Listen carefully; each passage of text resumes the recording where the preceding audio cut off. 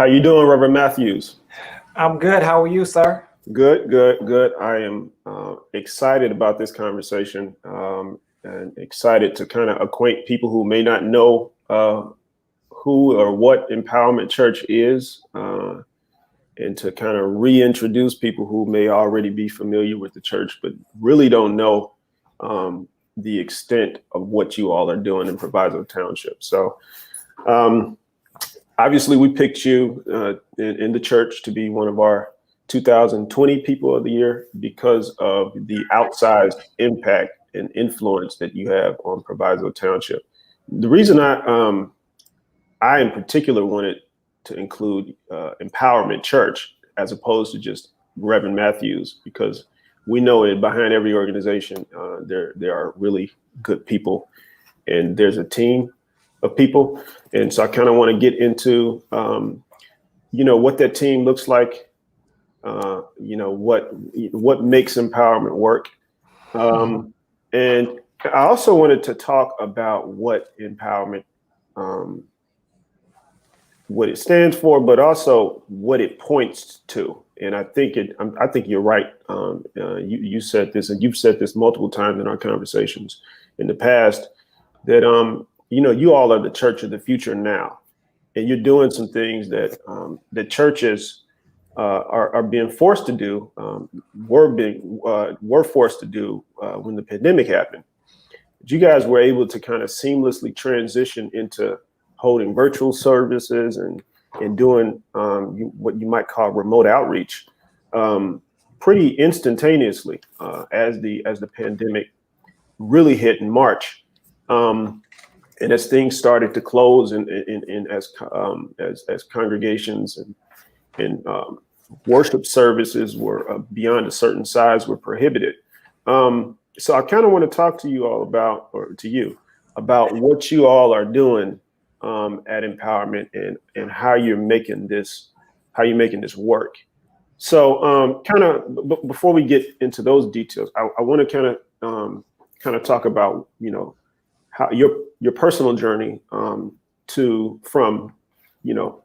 being a kid in Maywood to being, I believe, the lead minister at Rock of Ages. That's when I met you.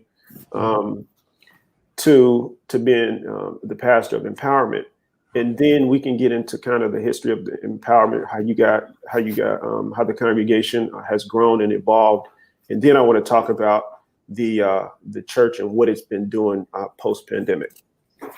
Okay.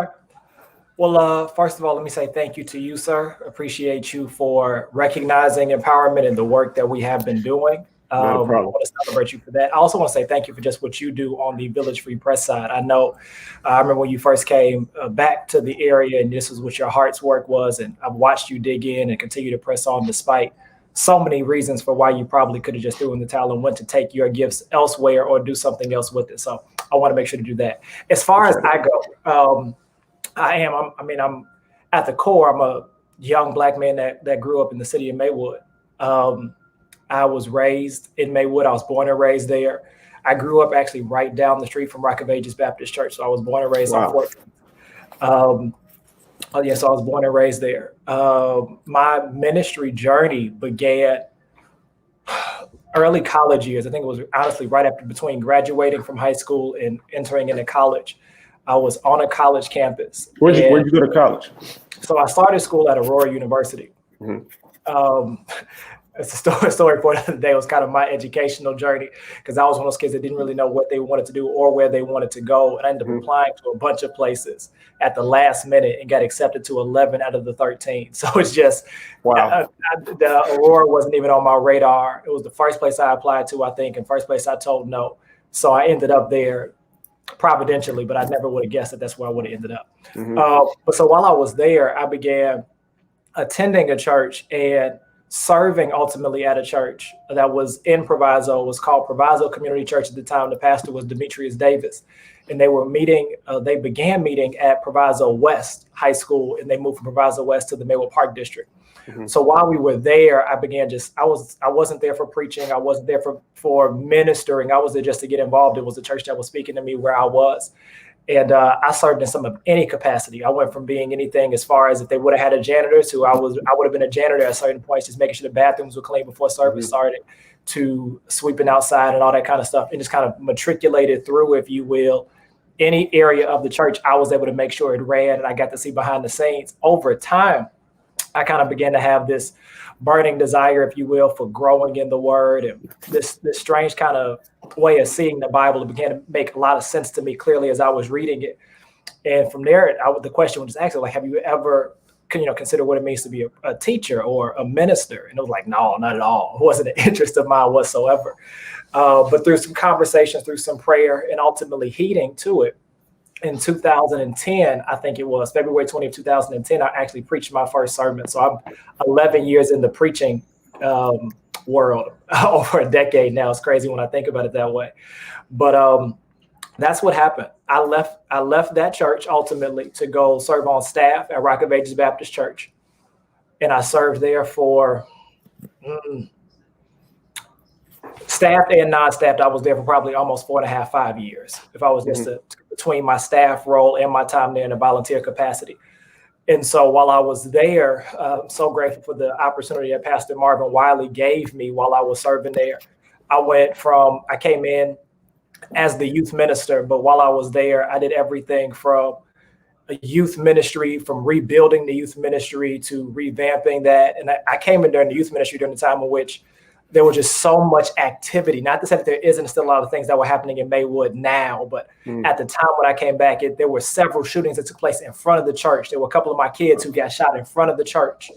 So at that particular point in time, while I was serving as the youth minister there, we spent a lot of time around the community, re-engaging it. I really felt like if they would have had a title of like community outreach director, I did a lot of the community outreach, connecting us together with some of the other people that we had. Served on a couple committees with now Lieutenant Governor Juliana Stratton, but at the time she was the Cook County Juvenile Justice Director. And we were holding meetings together at the Rock just to kind of figure out what it meant to kind of combat some of the issues we had. While I was did she attend Rock of Ages too? She didn't. I don't even remember how we all got connected, but that just kind of goes to speak to kind of, again, the influence that I kind of began to have, or the reach God kind of began to give me with people at the time. She wasn't a member. I don't even remember how we ended up being connected, but that ended up being the spot we held the meetings, and we were working together on like this West Suburban Cook approach towards some outreach and impact. I went on from there while I was also serving at the Rock to just, I did my best to serve Pastor Wiley and Rock of Ages as faithfully as I could, whether that was teaching regularly, whether that was doing funerals, whether that was doing whatever. And so people know me from there for a multitude of things. I did the best I could to give it everything I had. And then when I left there, ultimately, it was 2014. I left in 2014, not with no plan. I felt like God was telling me it was time for me to leave. And I left, and I that was my job. That was my spiritual home. That was my everything. I had kind of gave everything to that. And so for that next year, pretty much, I went back to the marketplace. And after I was in the marketplace for a while, I started back preaching again on Sundays. I was speaking for some other churches and had some other opportunities. It was late 2015 where we felt like God was calling us to start a Bible study. And that's how empowerment began in terms of the ministry side of it, at least. In 2010, I started something called the Empowerment Academy. It's now called Empowerment Foundation. So empowerment's always been something that's in my heart, but in form as the expression of it as a church, that started in 2015. And really the Bible study was what started in 2015 in River Forest, to be exact. And it was I just kept bumping into people that like wanted a place to grow. They wanted a place to learn. And I felt uniquely equipped to provide it. I felt like they kept bumping into me for a reason. And so we were just like, let's just hold a Bible study. February 2016 hits, and I felt like clearer than ever. We did a fast, I think, from like December to February. And I felt more than ever it was supposed to be a church. And we made the announcement February 2016 that we were going to launch a church. A month later, we launched Easter Sunday 2016 in a movie theater in Merrill's Park. And that's kind of how our story began. It's a lot of pieces probably missing in between there. But if I was to give it in its shortest form, that's how it was birthed. It was birthed out of a Bible study and a prayer call. It was a Wednesday evening prayer call that began in January of 2016. And February, we announced we were launching a church. Wow. So you guys were at the Cinemark, right? In Merrill's Park, the theater there. And how long were you there before you moved to Bellwood? Yep. So I remember when I wrote that article about you all being in the theater, and people thought you all were buying the theater, actually. It's amazing. Yeah, it's amazing, right? How people read what they want to read and hear what they want to hear. The rumor was we bought the movie theater. We never shared anything even close to that. We were there was nowhere in the article, mind you. Nowhere in there, but it was funny. So outreach is a core component of who we are. That always has been. So the weekend we launched the church, we launched with the Easter egg hunt down the street from the movie theater in Merrill's Park. And that Sunday we launched in, it was like Auditorium 9 of the movie theater, Cinemark in Merrill's Park. It was a 198 seater. We were there, and then a year later they moved us over to a 325 seater. I think we were having challenges, so the room kept getting bigger when I wasn't seeing the growth yet. So lots of factors were weighing against us in terms of whether or not we would keep going, and reasons we probably had to stop or to reconsider. But we were at the Cinemark from 2016 to 2019. We moved to Thurgood Marshall in January of 2019. And then you're there until basically March 2020. You guys, you're technically still there now, right?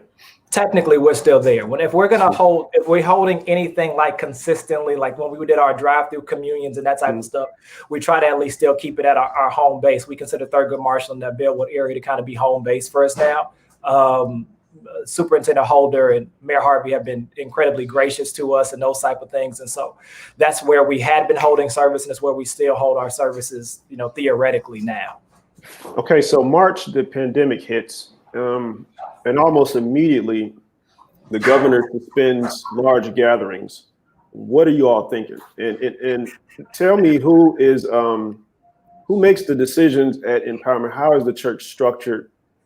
How is it different from a traditional church? Do you have like a deacon board and a trustee board? And I come from an old Baptist church, so we have all of that. How's Empowerment Church structured, and how does it function? Mm-hmm. So in terms of our structure, so I like to tell people that we're this and that, not this or that. So when I say that, I mean this. We have some of the components of what I believe has built the foundational work of the church. We operate on what I would really define as probably as much more of a biblical model in terms of leadership. Mm-hmm. So we have a elder board, we have an accountability board, we have some of those types of things.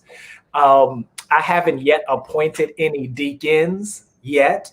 We will end up having them, but when we have them, they will be in the form and function of what I believe the Bible kind of speaks toward it, where they're servants of the people. They're there to serve the local church.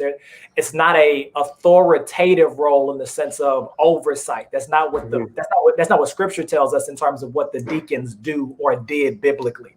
So that wouldn't be their role. We have some other accountability structures that we use and some other positions that kind of hold authority in terms of decision making. But in terms of our structure, it's very much so led differently. It's a people-led church, but it's done from a different kind of perspective. We don't have kind of some of the hierarchy, if you will, in terms of just kind of our structure. We have some back end stuff that's kind of there to make sure we stay tight and people to hold me accountable and hold our ministry accountable. But in terms of us being able to make quick decisions, we're a little bit leaner to be able to make agile moves. So what's the difference between the elder board and the accountability board, and who's on the elder board and who's on the accountability board? So the accountability board is really to hold me accountable. So that elder board I serve as part of that. So we have the elder board, we have a board of directors, and then we have an accountability board. That accountability. Y'all technically a nonprofit, a 501c3? Yes, we are. We also not even technically. There are some churches that kind of operate under that technicality. Right? I want to be clear. So there are some churches that operate in. So in the state of Illinois, you don't have to have your full-on 501c3 to be considered a church. You can just have to operate under Wow. in the state of Illinois. Now, it makes a difference in terms of being able to get some, if you're going for like funding opportunities and some of those types of things, your legal structure makes a difference. But as long as you're incorporated in the state of Illinois, you don't have to actually fill out the full-on IRS 501c3 to be considered a tax-exempt body. It just makes a difference in terms of what you want to be able to do long-term. Okay. We are independently incorporated, as well as we have our full-on 501c3 documentation. So we very much so, in terms of our organizational structure and function, outside of our ministry function, we're very much so a small minority business. Like some people don't like that language, but in terms of how we're structured, absolutely like that. So we have a board of directors. Go ahead. Let me take a pin in that, because I know I want you to get back to explaining the difference between the elder board and the accountability board. But I also think what you bring up is an excellent point, because churches are, for lack of a better term, businesses, small businesses. They have to survive. They have to be sustainable financially, and so you need the same type of services that a small, like I would need. So do you have an accountant? Do you fill out financial statements? Like, tell people what it takes to run a church that is not, a messy situation. Correct. So the way in which I lead empowerment, and the way in which those who consult with me or talk with me in terms of structuring their ministry or getting ready to start it, or even on making like some restructuring changes, because that's my background, is organizational leadership. That's what gets my gears going. That's what I'm not doing ministry in a sense of serving people or preaching. I'm more so on that consulting side now and coaching people up. So in terms of answering your question, yes, we are very much so have the same needs that would have. So we have an accountant. We have financial statements. We're able to produce annual reports to the people to show people, look, this is what you gave to, and this is where your money went. So when we're asking for money, it's not going into some black hole. It's saying, this is what you gave to, this is where your money went. So for example, this year in 2020, at least in resource wise, we were able to give out over $5,000 in terms of benevolence, community outreach, the holiday drive, and those types of things. But that was monies that was given to us. And we say at Empowerment, when you give to empowerment, you're giving through it. When likewise, we want them to know, hey, look, you gave us this much money. This is how much we spent, to be clear. So yes, we absolutely, at the end of the year, we go through it the same way a small business would, or a business would. We take the time to go through our financials. We set a budget for the year where we under budget, over budget. It doesn't dictate or determine what type of what God can do, but we do believe in having good business practices in terms of making sure we're leading it well and we're holding everybody accountable. Got it. And so the elder board and the accountability board. You're explaining the differences. So in terms of the differences, the elder board is really designed to make sure that the church is being led well. So that's going to be making sure if there's ever a major concern that comes up, I'm not the only person in it. I'm not the only person in it. That's going to be in terms of like going all the way up the food chain. Before you get that part, I have a directional leadership team. So I couldn't do what I do without our team. You don't go as far as your dream, you go as far as your team. I couldn't do what I do without our directional leadership team. But in terms of like high up, when you start getting higher up, so that's going to be that elder board function. It's going to be kind of making sure that everything is tight. They're kind of who we meet with. Of course, again, we have the board of directors. So I have a board meeting every quarter to kind of go over where we are. And again, just like a business should, to kind of make sure that we're checking. We have a vision and a mission statement. So we need to make sure, are we on track with the vision? Are we on track with the mission? We're not just doing stuff and saying, oh, it's good. We're measuring what we're doing. That accountability board, though, that's the whole me accountable. We've seen a lot of pastors fall. We've seen a lot of senior leaders that aren't accountable to anybody.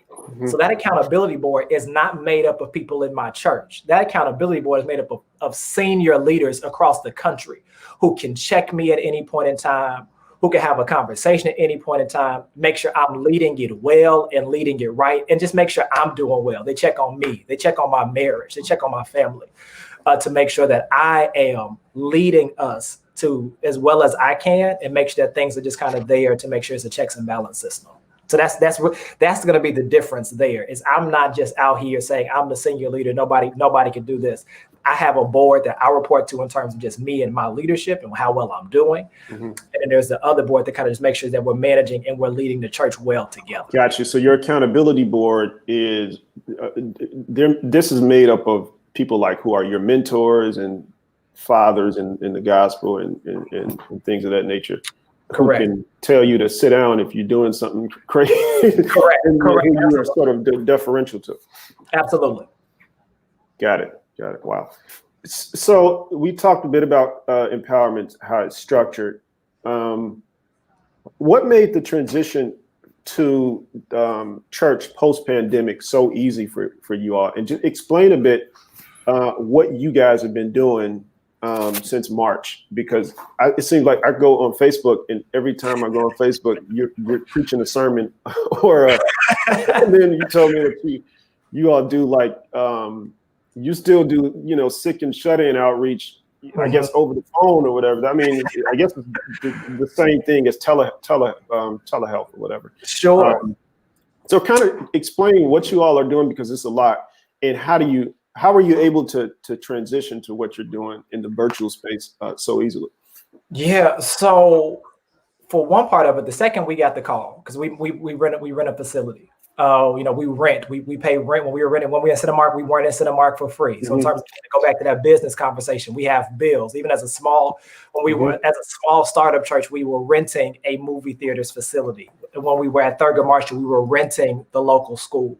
And so likewise, we got the call to say, hey, listen, this is what's happening. The school is no longer accessible because we have to shut it down because of these things.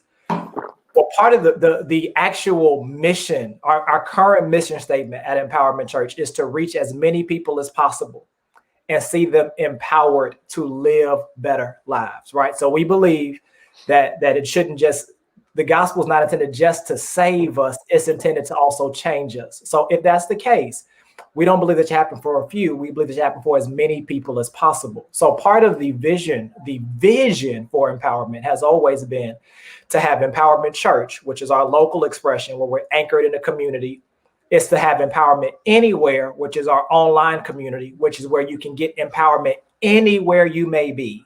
And then to take empowerment everywhere. So that's a multi-site approach. So one day we'll say, well, there are empowerment expressions everywhere, or as many places as God leads us to go. So Empowerment Anywhere was kind of where we were able to anchor our attention. It was like, yeah, look, this is what we've always wanted. We've been live streaming we're 5 years old in March. We've been live streaming since we started the church. It wasn't as excellent as I would have preferred, but we wanted to make sure that people who worked and all those types of things could still get a part of our service. And I teach our church about agility and innovation. So because of my travel schedule, I was working bivocationally, leading us and still working in the marketplace. So my travel schedule at times would be a little bit hectic, or I might have been serving another church. So there were times before the pandemic hit where I would record a sermon and they would come into the building and watch me on a screen from the auditoriums. Wow. So it wasn't unfamiliar when I said, look, we've got to make an adjustment. We don't make excuses, we make adjustments. It wasn't unfamiliar when I say, hey, listen, this may not be you all's preferred method, but it is a way we can deliver the gospel. So at least the people that we serve at Empowerment, at least we're familiar with having to watch me via a screen. It wasn't our norm, but we had tried it before and on several occasions. So when we got the call, I quickly went into, adjustment mode. I got on the phone with our videographer and we found a place. There was a church that let us in to record the sermons there, and we instantly got up. That first Sunday of the pandemic, we were live. We were live. Not only were we live, to God be the glory. I think I told you we had like a 75% increase in terms of so people were like, oh, you didn't really have that. No, that day I went back to actually track and see what the trackable numbers were that day. The numbers I wrote down immediately following the service said we had over 500 people watching between the website and the Facebook videos. Now that's just going to those links directly. That's not view count at the end of the day. that at the end of the day number with billboards, people just kind of clicking on the Facebook, that was in the thousands. In terms of real watchers, that's what we had that first weekend. And I've told you before, I couldn't have fit that in the building. I think we could only fit 175 inside of Thurgood Marshall's auditorium. So for us, the first part of how we made the adjustment quickly was the team was prepared. I teach our team about the importance of agility. We have to be agile. We marry the mission, never our models. So if we have to make an adjustment, we make it quickly. We don't deliberate too long. We try it. We are a try it culture. If it doesn't work, it doesn't work. But we'll never know if it works if we don't try it. So we pivoted very quickly. We went online that first Sunday. And that day we focused on that weekend, we focused on what it meant for us to provide the highest and best quality experience for people online. So we had hosts, we had live preaching, we had ministers available for prayer, and those are all things we still have now. So like if you were watching us on Sunday, there's hosts that are available. I think some of my team is on here now commenting. And so anytime we go live, we try our best to have hosts available to answer questions, to be available for them, just like we were in person. It's about saying, well, look, we can't do what we want to do, but what can we do? We can't meet in person, but what can we do? And so that weekend, that's what we did. And at the time, what online did for us was we went from having a 10 o'clock service in person to having, at the time, we would restream the services. So we were having what was the equivalent of 7 different services, but they were the same replay throughout the day, but at 7 different times offering the service for people who might not have been able to watch it at 10 o'clock. And right now, I think we still have 5 different times in which you could watch us on any given Sunday. And throughout the week through the website and of course, YouTube and things like that on demand. Mm-hmm. And you actually gained virtual members.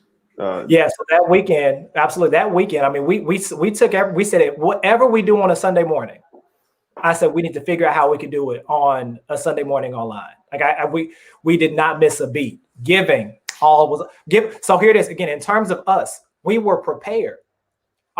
We already had online giving. We already had text to give.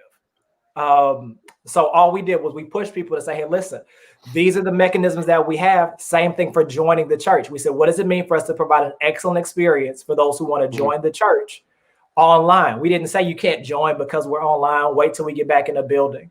And as a result, we experienced growth, membership, retention during a pandemic.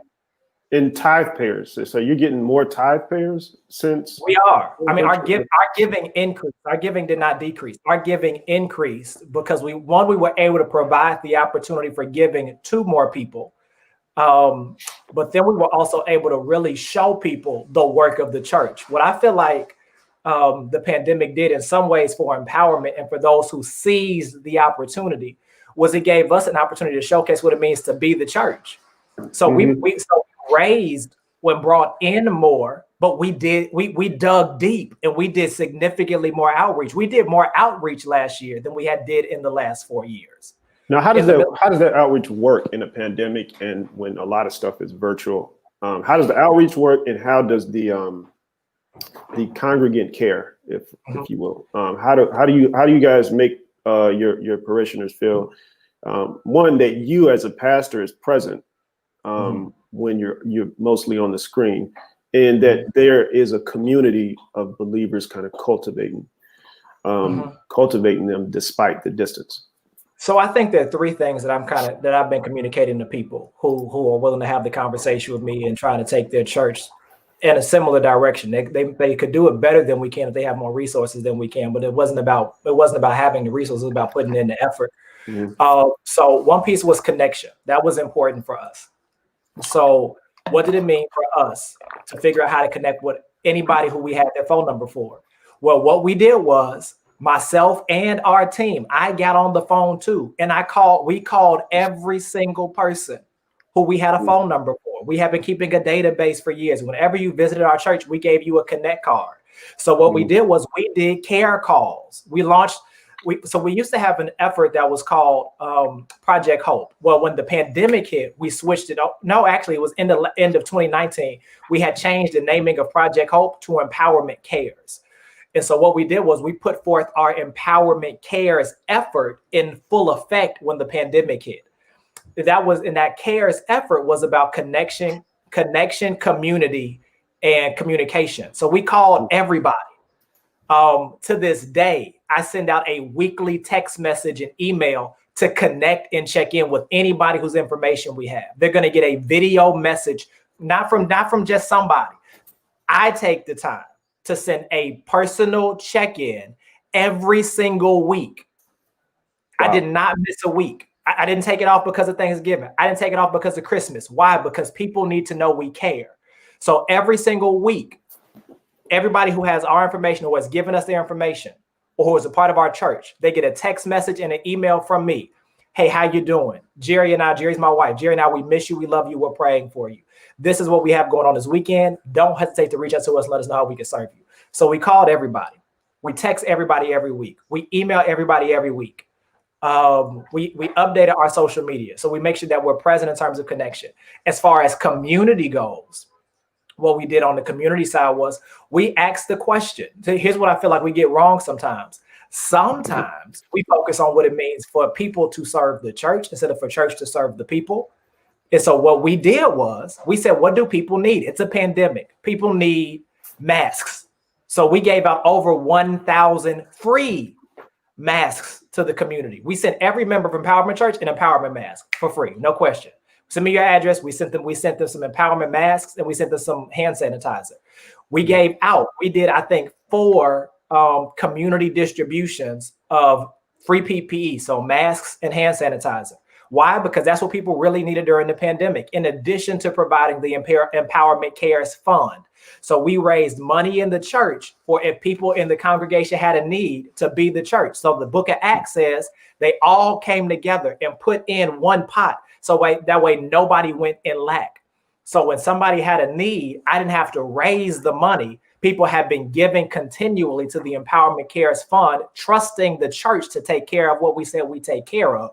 So when people were struggling, we were able to go into that and be a blessing to people based upon the need. So that community was big. Community is big. Even though we went a pandemic, we gave out PPE, we gave out masks, we partnered with individuals, we partnered with the Proviso Census Committee, we partnered with the Village of Broadview, Mayor Katrina Thompson, we partnered with the Village of Bellwood, Mayor Andre Harvey. We partnered with them for some of their things. We still gave out over 200 backpacks and school supplies. Why? Because kids still needed school supplies. People still had needs. So we partnered with District 209 for their drive-through school supply drive. And we gave out 200 backpacks and over 200 sets of school supplies to those who were in need for that. We did the toy drive. We blessed over 200, I think it was like 175 students and families with toys and needs for the toy drive. Why? Because people still needed toys for kids for Christmas.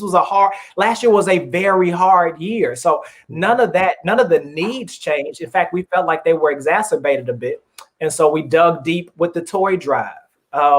We did drive up communion. So people were able to just pull up. We had on our masks, we had on our gloves, and I was serving people. Me and my team, we were out serving people communion as they would come by on first Saturdays in front of the school. You didn't have to get out your car, social distance. We did trunk or treat. We made sure people were safe and responsible, but we were out serving people through trunk or treat. We did a pull up and praise, right? I could just go on and brag about the commitment and the work we did last year because I'm so godly proud of what we did last year alone. We did a drive-in service. So all people had to do was pull up to Proviso West parking lot. We had over 150 cars, maybe even more in attendance for that, where we had a full out stage and full outdoor worship experience with the screen and everything. People could just turn on their radio and hear what was happening, never have to go touch anybody, never have to do anything. And we look forward to doing even some more of those in the future. But I'll stop there, let you ask another question, but those are some of the ways. Oh, I need to mention this. We also, I put our team of ministers to work, and some of them are on here, they'll tell you. We do a 7 a.m. daily prayer call every Monday through Saturday. Wow. You can call in at 7 a.m. We started it, I think, in April, and we thought it was going to stop. It's been going since April. Every Monday through Saturday, 7 a.m. Central Standard Time, we have a daily prayer call. If I'm not the one praying, it's either Lorenzo Weber or Patrice Harris or Antoine Simmons. One of our ministers has led in prayer every single day, Monday through Saturday. We didn't take Christmas off again. Why? Because people still need prayer on Christmas. We didn't take Thanksgiving off. We didn't take New Year's Eve off. Wow. People still need prayer on these days. So every Monday through Saturday, faithfully, we do a daily prayer call. And I'm sure there's so many other things that we've been doing our best to just serve people and meet them where they are. I'm sure I've got to be missing something, but. Well, I like you, the passion that you talk about this. And this was supposed to be a 30-minute conversation. Oh, we'll go until 8 o'clock because I think I'm pretty fascinated by what you all are doing. And the thing I wanted to talk about, in addition to Empowerment Church as an individual entity, is just how your concept of church fits into this larger paradigm. And I guess you can call it a paradigm shift. A lot of people are reconceiving what it means to be a church and what it means to have church. You know, a lot of people are turned off by church. Last year was pretty scandalous in certain ways. When you talk about big ministries and things of that nature, tell me what you think the future of the church is post COVID-19. Sure. So this is a conviction I've had since we launched the church. On our very first vision night in February of 2016, I told anybody who was there, and I'm still believing now, my conviction is that the local church is the hope of the world, that there is nothing better and stronger than the local church when the local church gets it right. Now, what we've seen is an example of poor leadership or leadership without character and accountability. Some of the things I talked about on the front end that have kind of giving the church a bad name, but we don't stop going to all Chick-fil-A's if we have a bad Chick-fil-A experience. We just go to a different one. Church, I feel like, is the only thing we throw out with the bathwater. It's like, oh, this was that. I saw this happen with this preacher on TV. All preachers must be this way. We don't do that with restaurants, though. Very rarely do we treat restaurants that same kind of way. I feel that same way about church. So when we launched Empowerment, and even now, we strive to do our best to lead with integrity. So we have we have this values culture that I'm currently reworking through, so I won't share all of them. But one of our values is integrity, and it's honor, and it's honesty, right? We want people to be able to trust us. We want to be able to trust people. And so that's kind of that piece. But in terms of what I see for the church for the future, I see a church that, again, is not this or that, but it's this and that. I see a church that meets people where they are, how they are, but it doesn't intend to keep them there, but it's really committed to being the hands and feet of Jesus. Whenever we see Jesus in the Gospels, he's meeting people where they are. He's walking up, right, to the woman in adultery, and he's not pointing at her. She's not shunning her. He's providing her with an invitation, ultimately for life change, but begins by meeting an actual need. So I see the church of the future going back to being the church we read about in the Bible, which is committed to more about people than it is about programs. More about people than it is about more than about serving the people than it is, again, about the people serving a building per se. Now, I feel like buildings are needed. One of the things I feel like the Lord's laying on my heart this year is to really start sharing a dream I saw 6 years ago. So the church is 5 years, but it was about 6 or 7 years ago when I had this vision for a dream center. So this dream center, it's a 24-hour, 7-day-a-week ministry facility. It's not just a church for church purposes. We don't need the church to have church, but we do need a facility for people who have needs to be able to come and have them met, for them to be able to have a safe space for kids and for families, for workforce development, for training. We want to be an assistant to some of the structures that exist. But schools were never intended to provide some of the things. We're putting the burden on schools to have to figure out. And so all of those kind of things. So we've been visioneering this thing for about 6 years, at least 6 years. Wow. And honestly, when I think about it, I think it was a vision I saw when we launched Empowerment Academy, now the Empowerment Foundation, which is going to be almost 10 years ago now. And sometimes I sell myself short. I feel like such an old man in this young body, right? It's like I talk about stuff in decades. It's like, how'd you have something for a decade? But the church I see for the future, it's committed to community. It's committed to sharing with people. It's committed to meeting people where they are. It's a church of community. We don't grow by sitting in a row. We grow, but it's a church of groups. It's real unity. It's real consistency. It's really caring. It's the church I really see for the future, and I believe is going to happen, is a church where we can actually see leaders that we trust. I feel like that's a big thing. So I'm doing this seminar, if you will, February 5th and 6th, called Empowerment University. So it's for our team, but it's also for those who may be watching us or staying connected with us to talk through some things that are important for empowerment. But I feel like the things I teach at Empowerment in terms of our leadership and our team are also key and critical for everybody's life. So I'm not just teaching them how to be a better, leader at Empowerment. I'm teaching them how to be a better person, period. And so we're going to be working through that February 5th and 6th in terms of just kind of some things I see for the future. I see a better church, Mike. If I could just be honest, I see a better church. I don't just see more churches. I feel like we may need some more, whatever, but I see better churches. I see churches that are just committed to doing the work and worrying about the rest later. We didn't ask anybody's permission to go serve people. We didn't wait till it was convenient to go serve people. We didn't put anybody at risk, but we didn't wait and say, we'll come serve you when it's safe outside. We couldn't do that. So I see a church that's committed to putting our individual needs to the side and is committed to serving people. I see churches that are committed to moderate size facilities. That way we can do more things with it. I see more multi-purpose facilities than I do big sanctuaries. So do you think that we're at the end of the mega church era? I think we're at least at the end of the mega church era as we know it. I'll say that. I think if the church is going to be mega church again, I think that mega church is going to look differently. Oh, I see that they just dropped the link. That link is also available. If you just go to the church website, it's a button there you can click, and it's called Empowerment U. As well, if you go to the church website and click Empowerment U, it's there. But I think the mega church as we know it is gone. I think that there have been people who have been enamored by personalities, but not about actual like outreach and activities and all that kind of stuff. And so I think that is going to take a shift in a major kind of way. I think that healthy mega churches, if they're going to become mega, are going to be built on building community and building people.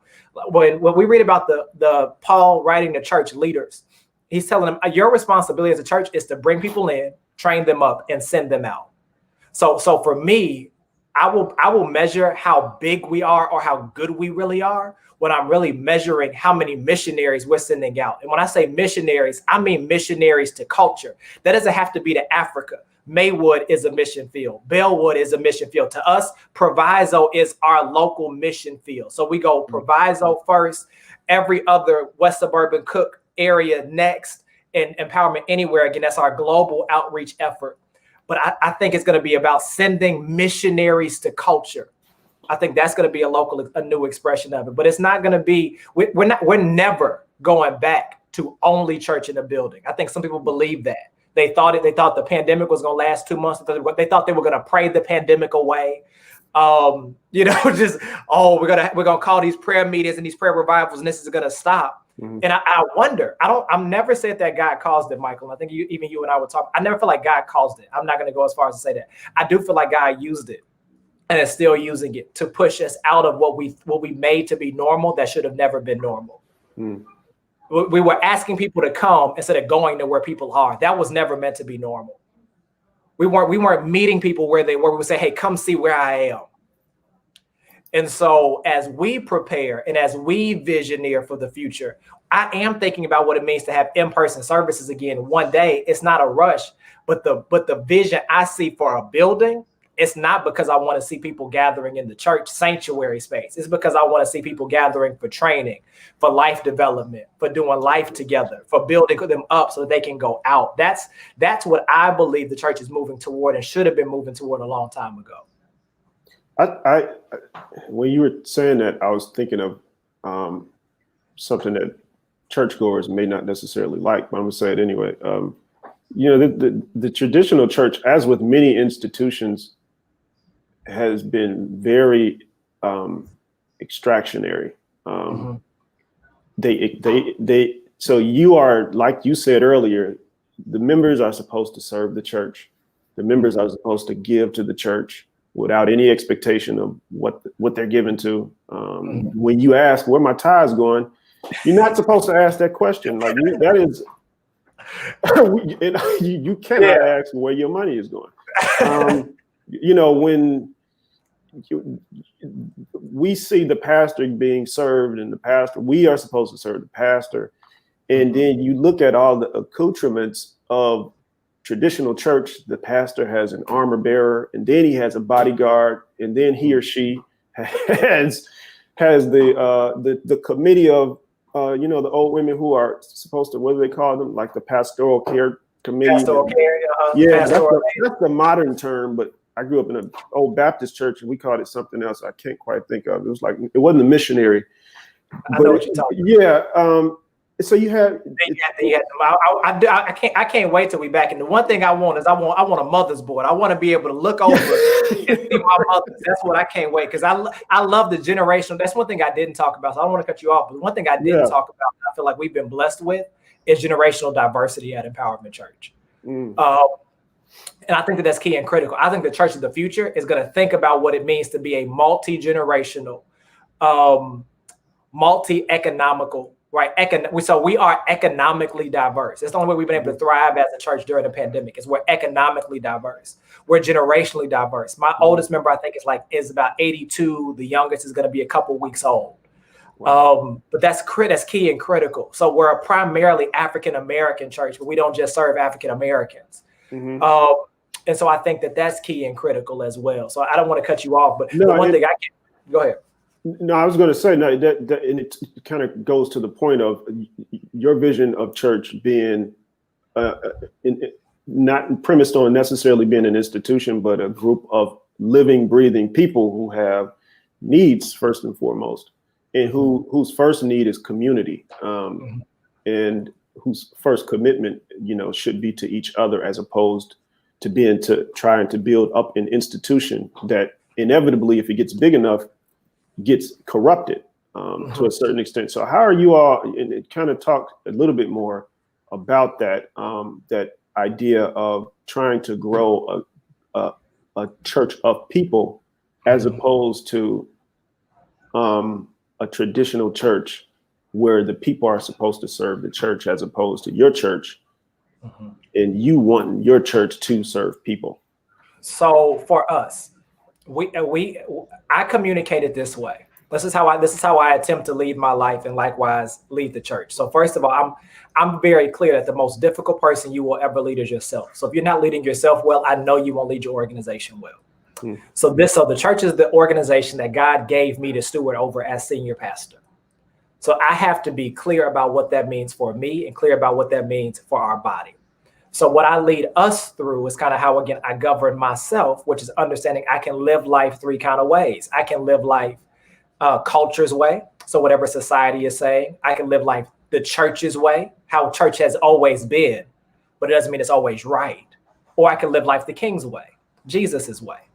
So if I'm going to live life Jesus's way, it means I have to evaluate ask that proverbial question: what would Jesus do? So what I strive to teach and make sure we clearly communicate, because vision can only be caught when it's cast. So if the vision is not continually cast, it can never be caught. And if it's never caught, it can never be carried. So what I continually keep at the forefront of our minds is, it's not about us. The church was never intended to serve us. The gospel was never intended to solely stop at us. It was intended for us to come in, get trained up, raised up, sent out, for us to come in, learn how to win so we can go win others, to go into all the nations, right? If you want to use real church language, because sometimes people say, hey, it's not deep enough. I've got Bible to back it up. Go ye into all the nations and baptize them, right? So if that's the case, what does it mean for us to keep that at the forefront of people's minds? That God intends to save us and change us so we can change our world and change our communities. So the way in which we live it out and do our best is we keep it at the forefront of people's minds. We don't want to be churchy. We want to be the King's way. Now, I like good expressions of it. Again, I grew up Baptist, right? So I've got like this Baptist-costal kind of expression that comes out of me every now and again. But even with that, I'm clear on making sure we're living out. I want people's lives to look like what scripture tells us. I'm not just teaching for inspiration. I'm teaching for education, right? So I'm opening the book saying, what does this book mean for us practically, for us to live it out?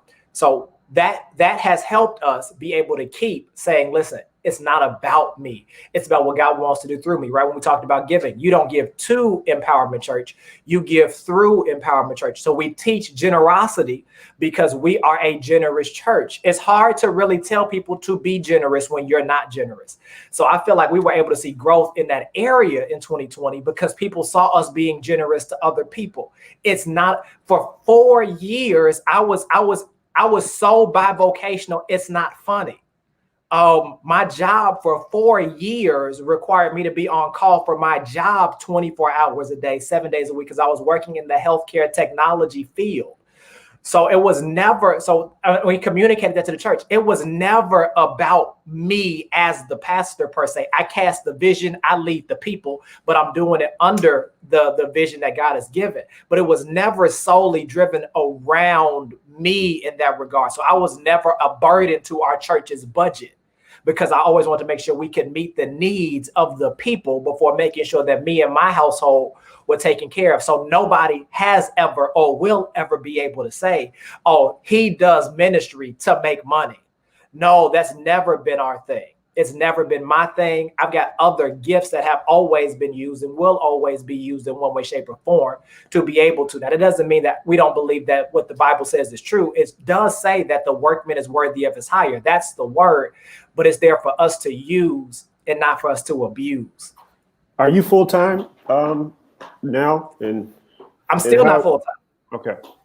I'm still not full-time. I still work personally on the side. I'm not working full-time in the same capacity where I was working for another company. I do a lot more of kind of my own personal coaching, my own personal kind of consulting and those sort of things to help other leaders think through their situation. So whether it be church leaders or just leaders trying to grow, individuals trying to grow, those type of things, working with other churches. So have you been doing, I'm sorry to cut you off. I want to make sure that I get as much in these 7 minutes as possible. Are you doing consulting to other churches about how they can kind of adjust to the post-COVID world, and how has that grown? And is that a niche that you kind of discovered after? So I think it's a niche that kind of got exposed through the pandemic. It's always been a thing that I've had a passion for, is helping people kind of work through those particular items. I think the pandemic exposed it. It's a separate effort. So that's not my work I do through the church. Is what I do through, my personal website, theodorematthews.com. When they go look for me, it talks about how this is what I personally do to help other individuals work through it. So I've helped some businesses kind of make that pivot, as well as churches make that pivot. Because again, we could say that churches are different, but in terms of practical applications, churches correlate very much so to the needs of a typical business that serves people. And so I've helped organizations, people, businesses, and churches and church leaders make pivots during this time, make adjustments during this time. And then Lorenzo said he's the all-time pastor. Yeah, somehow God just gifted me with being able to press through, because what I've always done is make sure empowerment was the priority.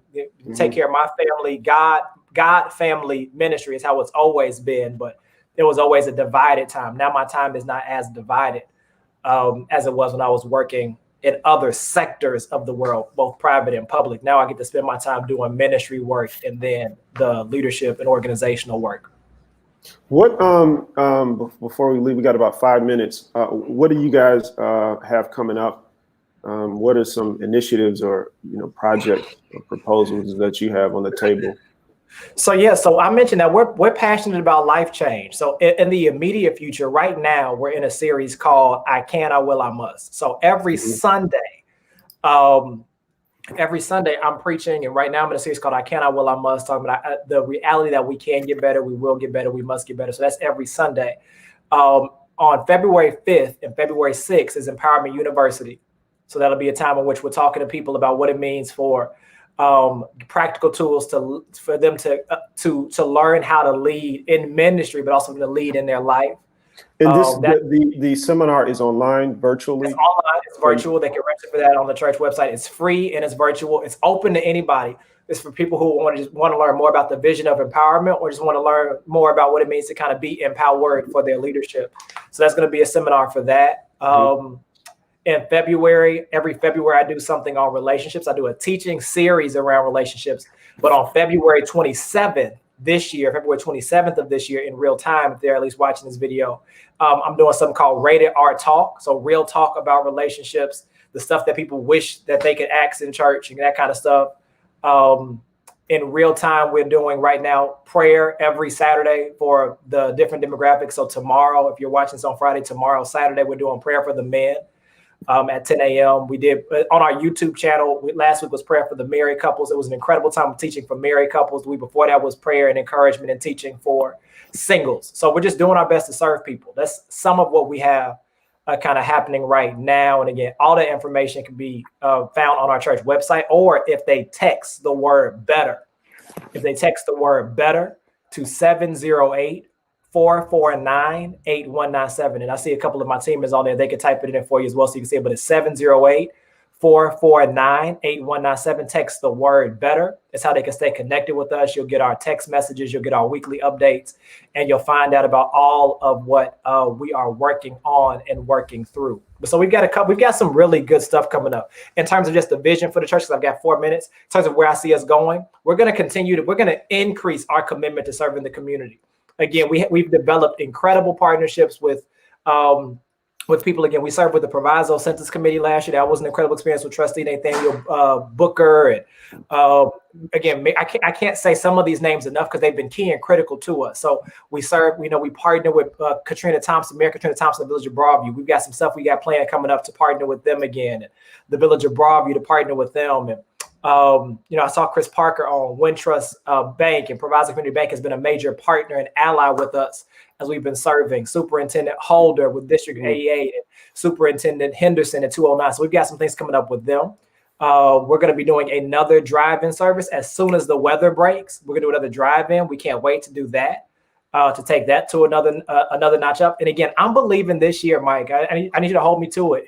And whoever's watching, if you're watching this, I'm believing this year, if we don't move into a facility this year, we're at least going to begin to raise and prepare to move into and move toward this vision we have for the Dream Center. It's incredibly needed for the Proviso Land area.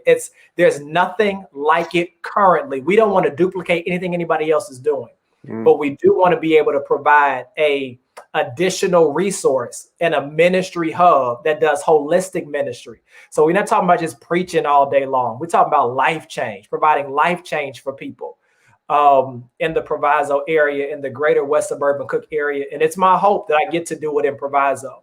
That's my hope, is that I get to keep it in Proviso. That's my hope. I'm just saying my hope is I get to keep it here. We're gonna go wherever the Lord leads and where the opportunities present itself. But my hope is that Proviso catches on to it and we're able to do it in one of these great cities and villages around here. Well, I hope you do too. And when you do it, we'll be there to cover the groundbreaking. Once you do,